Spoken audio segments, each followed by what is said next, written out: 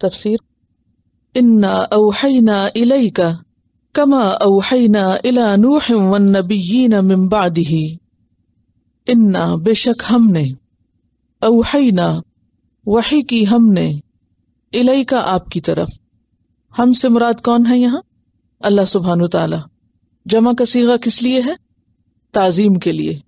انا اوحینا، بے شک ہم نے وحی کی، اور وحی کیا ہوتا ہے؟ خفیہ اشارہ، اس طرح کمیونیکیٹ کرنا کہ دوسروں کو پتہ نہ چلے، یعنی ایک مخصوص طریقے کی کمیونیکیشن۔ اور شریعت میں وحی کیا ہے؟ وہ پیغام یا وہ ریولیشن جس کے ذریعے اللہ تعالی اپنے انبیاء کو اپنے احکامات دیتا ہے تاکہ وہ بندوں تک ان کو پہنچائیں اور بندے اللہ کی عبادت کر سکیں۔ انشاءاللہ علوم القرآن سے آپ وحی کا چیپٹر جو ہے اس کو پڑھیں گے مزید ڈیٹیل کے لیے کہ وحی کیا ہے اور اس کی کتنی قسمیں ہیں۔ تو انا اوحینا الیک، بے شک ہم نے آپ کی طرف وحی کی ہے۔ کیسے؟ کما جیسا کہ، یا جس طرح، یا اسی طرح جیسے، اوحینا وحی کی ہم نے، الی نوح نوح علیہ السلام کی طرف۔ نوح علیہ السلام کی مثال کیوں دی گئی؟ حالانکہ اور بھی پیغمبر ہیں، اس لیے کہ پہلے صاحب شریعت پیغمبر ہیں، ٹھیک ہے۔ الی نوح، آدم علیہ السلام نبی تھے، تو نوح علیہ السلام چونکہ پیغمبروں میں پہلے صاحب شریعت پیغمبر ہیں، اس لیے ان کی مثال دی گئی۔ یعنی یہ سلسلہ کچھ نیا سلسلہ نہیں، بلکہ اس کا آغاز تو نوح علیہ السلام سے ہوا تھا۔ والنبیین، اور بہت سے انبیاء، من بعدہ، اس کے بعد۔ کس کے بعد؟ نوح علیہ السلام کے بعد۔ مثلاً کون کون؟ جیسے ادریس علیہ السلام، ہود علیہ السلام، صالح علیہ السلام، شعیب علیہ السلام، اور دیگر اور بہت سے انبیاء اور رسل جو مختلف اقوام کی طرف آئے۔ وَأَوْحَيْنَا، اور ہم ہی نے وحی کی، الی ابراہیم، ابراہیم علیہ السلام کی طرف، وَإِسْمَاعِيلَ، اور اسماعیل علیہ السلام کی طرف، وَإِسْحَاقَ، اور اسحاق علیہ السلام کی طرف۔ اور یہ دونوں کون تھے؟ ابراہیم علیہ السلام کے بیٹے۔ وَيَعْقُوبَ، اور یعقوب علیہ السلام کی طرف۔ یہ کون تھے؟ اسحاق علیہ السلام کے بیٹے اور ابراہیم علیہ السلام کے پوتے۔ والاسباط، اور اولاد یعقوب کی طرف، مراد ہیں قبائل بنی اسرائیل، یعنی بنی اسرائیل کے اور جو قبائل تھے ان میں سے جو بھی پیغمبر آئے ان کی طرف بھی ہم نے وحی بھیجی۔ وعیسیٰ، اور عیسیٰ علیہ السلام کی طرف، یہ بنی اسرائیل کی طرف بھیجے جانے والے آخری نبی تھے۔ وَأَيُّوبَ، اور ایوب علیہ السلام کی طرف، یہ کن میں سے تھے؟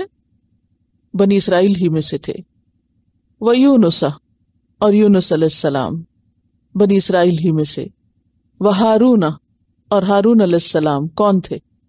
موسیٰ علیہ السلام کے بھائی۔ وَسُلَيْمَانَ، اور سلیمان علیہ السلام بنی اسرائیل ہی کی طرف بھیجے گئے۔ وَآتَيْنَا، اور دی ہم نے، داود علیہ السلام کو، زبورا، زبور۔ داؤد والد ہیں لیکن ان کا ذکر بیٹے کے بعد آیا ہے۔ کیوں؟ اس لیے کہ ان کی ایک خاص خصوصیت کا ذکر کرنا مقصود تھا جو دوسروں سے ہٹ کر تھی، اس لیے بعد میں آئے ہیں کہ داؤد علیہ السلام کو ہم نے زبور عطا کی۔ آپ کو معلوم ہے زبور کیا چیز ہے؟ آپ کے ذہن میں زبور کا کیا تصور ہے؟ کتاب کا کیا ہے؟ اس میں کچھ معلوم ہے کسی کو؟ زبور جو ہے کچھ صحائف پر مشتمل ہے جن میں مواعظ ہیں۔ مواعظ کیا ہوتے ہیں؟ نصیحتیں، موعظات، مناجات ہیں، دعائیں ہیں، اللہ تعالیٰ کی حمد و ثنا ہے۔ داؤد علیہ السلام اس کو اوپن ایئر میں بآواز بلند پڑھا کرتے تھے، اور آپ سب جانتے ہیں کہ داؤد علیہ السلام کی آواز بہت خوبصورت تھی۔ صحابہ کرام میں سے کس کی خوبصورت تھی؟ ابو موسیٰ اشعری کی۔ آپ نے کیا فرمایا تھا ان کے بارے میں کہ لقد اوتیت مزمارا من مزامیر آل داؤد، کہ تمہیں آل داؤد کی خوش آوازی میں سے حصہ ملا۔ یہ آواز کا خوبصورت ہونا، اس میں انسان کا ذاتی کوئی کمال نہیں ہوتا، یہ اللہ کی دین ہوتی ہے۔ اب آل داؤد کو اللہ نے اچھی آوازیں دی، اور پھر اس کے بعد حضرت ابو موسیٰ اشعری کو، تو یہ جس کو اللہ چاہے جس خصوصیت سے نواز دے، اور اگر کسی کی آواز اچھی ہو تو اس کو کسی بھی تکبر کی ضرورت نہیں، کیونکہ وہ اس کا اپنا کمال نہیں، اسے اللہ کی نعمت سمجھنا چاہیے اور اس کا صحیح استعمال کرنا چاہیے۔ عام طور پر جب ہماری آواز اچھی ہو تو ہم اس کا استعمال کیا کرتے ہیں؟ جی، اللہ کے راستے میں اسے استعمال کرنے کی بجائے عموماً اللہ کے راستے سے بھٹکانے میں استعمال کر دیتے ہیں، دور لے جانے میں، تو پھر پوچھ بھی بڑی ہے، اس لیے محتاط رہنے کی ضرورت ہے۔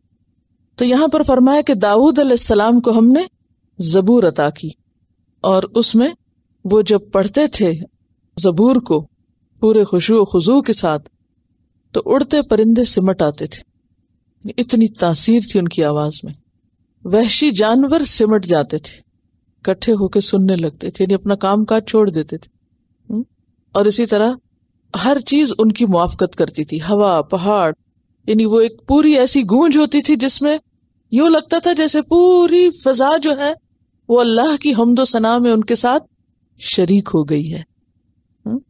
کیسا سما ہوگا نا، آپ سوچیں کہ جیسے جنگل ہو اور اتنا حسن ہو اس میں، اور پھر پرندے بھی اکٹھے ہو جائیں اور جانور بھی سمٹ جائیں، اور ایکو کی وجہ سے یوں لگے جیسے پہاڑ بھی ساتھ تسبیح کر رہے ہیں، اور ہر چیز اس میں شریک ہو جائے۔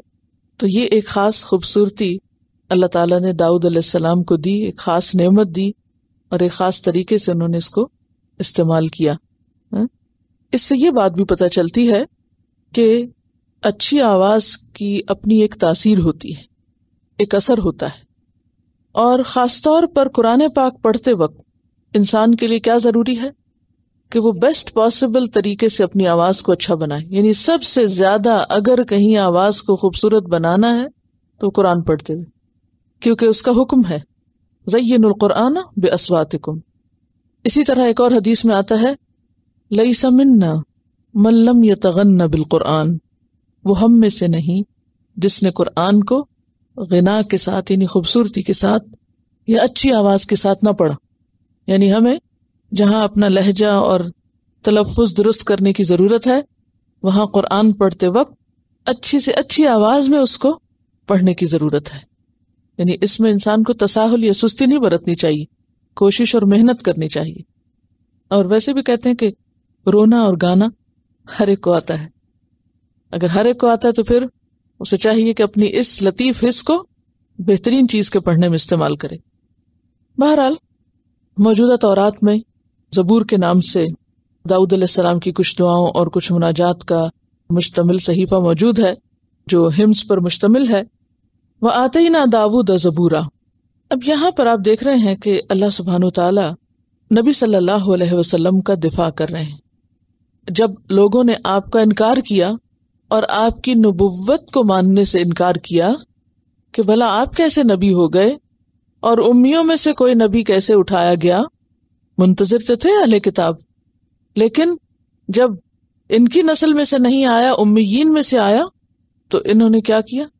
انکار کیا اور تعجب کا اظہار کیا اور ماننے سے انکار کیا ایک طرح سے۔